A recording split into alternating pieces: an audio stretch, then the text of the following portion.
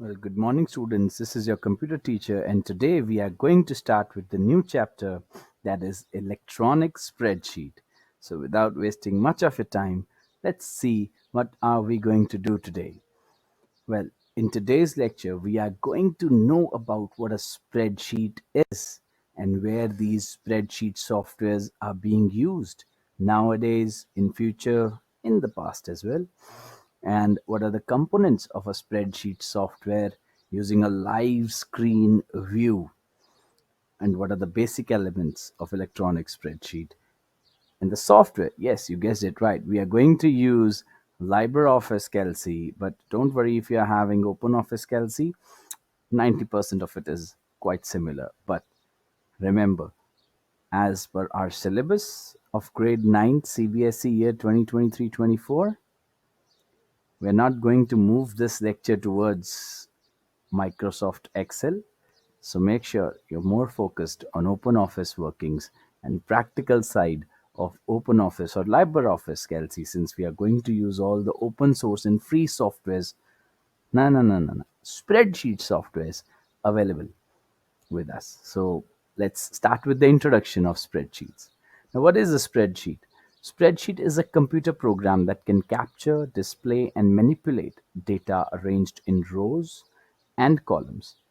Spreadsheets are one of the most popular tools available with personal computers.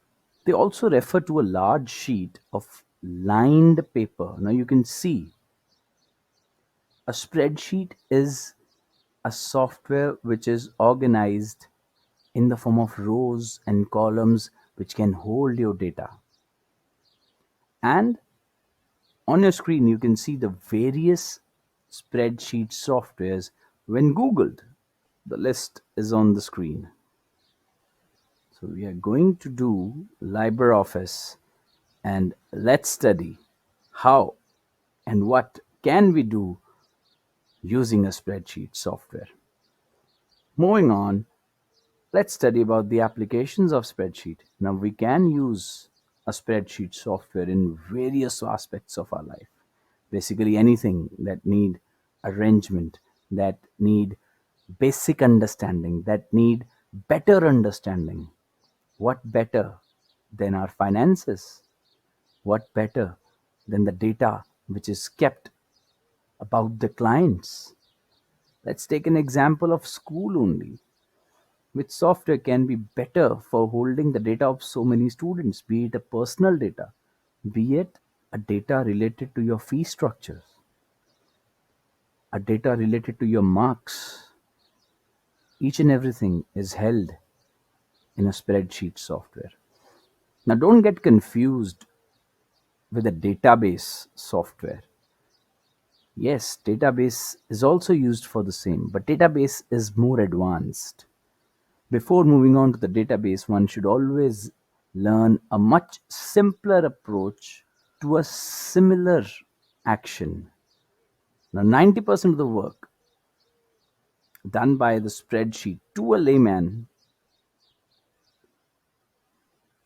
is similar to what is done by the database. So, if you're not a professional IT person, spreadsheet and database means same to you. So, we are going to learn a layman's database on how we can use spreadsheet software as a power to analyze the data. When there is data present in front of us, whether it's our accounts, whether it is our bills, the list of transactions, our annual and monthly statements, and even the sales report, the stocks report, our report cards, all these things, when data is in high volume, it can overwhelm a user. It can create a simple fear in the mind of the one who is looking at it. Let's take an example of you sitting in an examination hall reading out a question paper before solving it, and you see a question of 5 lines. Well, most of the students will fill themselves with the fear of even attempting that question. Why?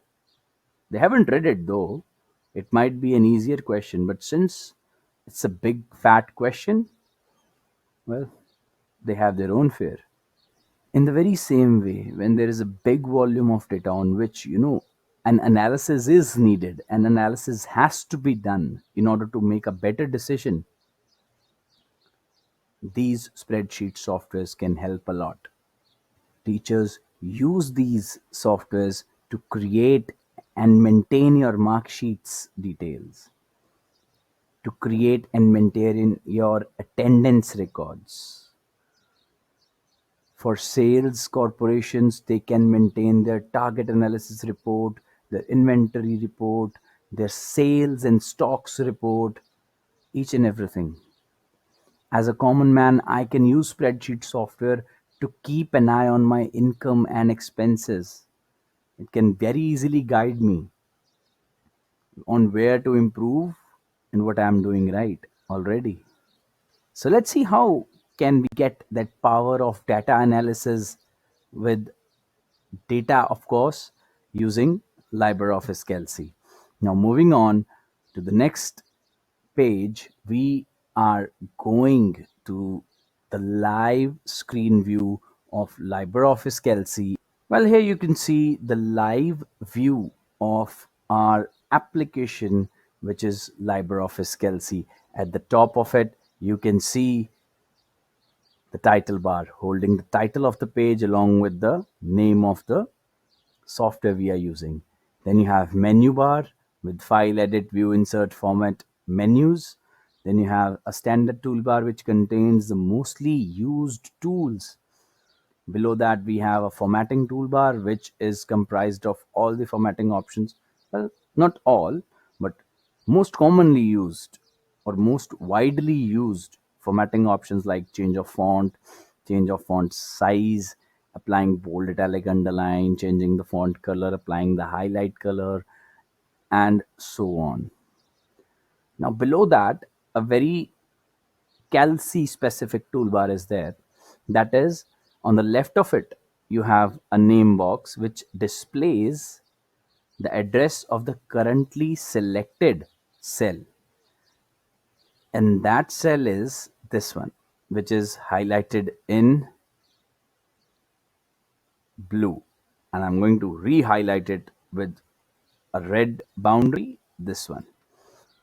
It's quite clearly visible that the address of this cell, if I need to find it, I'll have to move to the top of it. There you go. You have D over here. And then on the left of it, you have 6 over here. So the address will be as simple as that, D6. Let's make it capital, D6. The column heading that appears in an alphabetical, order. These are the column headings. I'm again highlighting it. Will always come first in a cell address, whereas a row number, which is on the left hand side,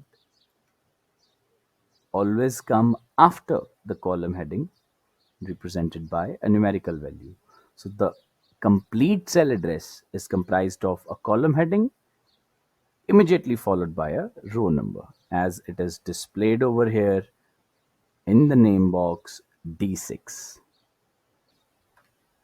To the right of the name box, we are having a function button.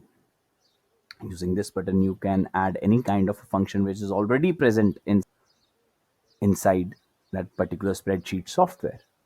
To the right of it, there's a summation button which helps you to select the function, which is the most commonly used function which is present over here in this list, and apply that function on the set of the data. To the right of this function button, there is a bar which is followed by an equal to sign, and that is a formula bar. Formula bar, which is apparently empty, generally contains the data which is there inside an active cell. Now, what is an active cell? I already told you. The cell which is highlighted, that highlight around that particular cell, that blue boundary you can see right now, is called as a cell pointer. Now, if I write anything particular data, mm, let's not write gibberish and let's write my name. You can see whatever I have written it inside a cell. Once I take my cell pointer to that cell containing the text, that particular text is shown inside a formula bar. So below that, you are having cell headings, or as we call them, column headings. Then we have a complete sheet of cells. Let me zoom out to show you. What is a cell? Another question.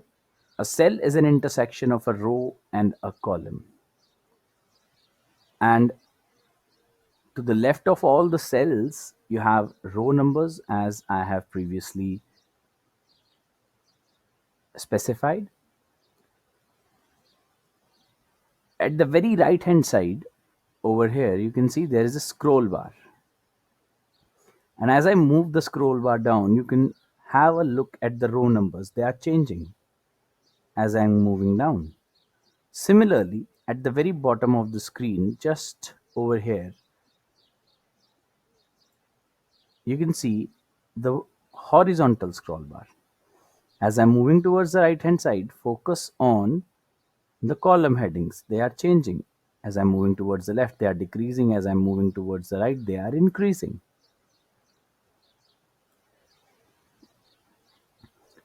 Now, even if we move below that, you are having these navigation buttons. If you want to switch between the sheets, next sheet, previous sheet, first sheet, last sheet, that's how you're going to shift between the sheets. Presently, you can see there are two sheets, sheet 1, sheet 2. If you want to add another sheet, you can add one more clicking on this plus button. Below these sheets tab, you have the status bar that tells you about a summarized status of this document. What is this document? This spreadsheet document is known as a workbook. And in the layman's language, it is a collection of worksheets. You can see this entire spreadsheet file or a workbook is a collection of these three sheets: sheet number 1, sheet number 2, and sheet number 3. Status bar shows the status, which sheet is active, which language you have chosen, whether the file is saved or not. Since it is modified and not saved, it is showing in red. Once we save it, it will be shown in either blue or green color depending upon the color scheme you have chosen. And few analytical values of sum and average. To the very right of it, you are having zoom controls. Helps you to zoom in. Last but not the least, we are left with the range of cells. Now, what is the range of cells? Range of cells is a collection of continuously or contiguously selected cells. Whether it's a vertical selection, or it's a horizontal selection, or it's a matrix selection in which horizontal and vertical both are included. And how it is written in the textual form, here you can see, I'll zoom it on the name box. There you go. C8 colon G20. Now C8 colon G20 means that that every cell starting from C8 moving towards G20 in a very proportional way, that is, all the cell addresses between C and G column and 8 and 20th row, all of them will be selected. You can see it on the screen as well. That's the range. It will help you to apply formula, to apply an operation on the data which is present inside this group of cells, which is called range. Well, this is it in today's lecture. I hope you understood what was being taught and what is out there on display for you. And if you have any doubts, you can always reach out to me. Till then, take care, stay safe.